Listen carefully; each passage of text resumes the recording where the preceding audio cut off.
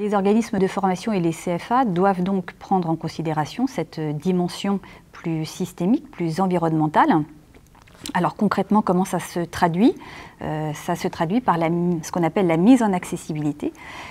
Une accessibilité à la fois au niveau du bâti, une accessibilité au niveau du numérique et une accessibilité de la prestation de formation, puisque c'est le service qui est délivré par l'organisme de formation. Donc il est important que ces trois dimensions-là soient mises en accessibilité, soient conformes à ce qui est attendu en matière d'accessibilité et répondent aux besoins du plus grand nombre. Les organismes de formation et les CFA sont donc fortement encouragés à travailler sur l'accessibilité de leur environnement de formation. Il arrive pour autant que même en travaillant sur un environnement accessible au plus grand nombre, il peut arriver que ce ne soit pas suffisant parce que le besoin de la personne en situation de handicap demande des besoins de compensation supplémentaires.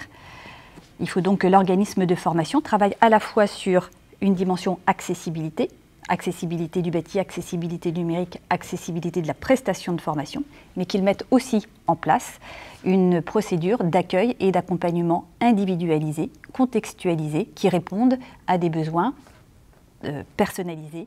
Les établissements de formation peuvent s'appuyer sur les ESRP pour travailler sur la mise en accessibilité de leur environnement de formation et sur la compensation individuelle des besoins des personnes en situation de handicap.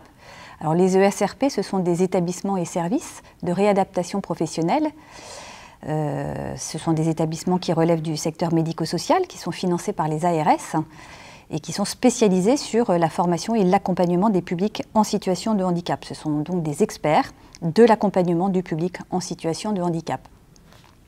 Le décret de 2020 ouvre de nouvelles missions aux ESRP et notamment de travailler davantage en direction du droit commun et de mettre leur expertise au service des organismes de formation de droit commun.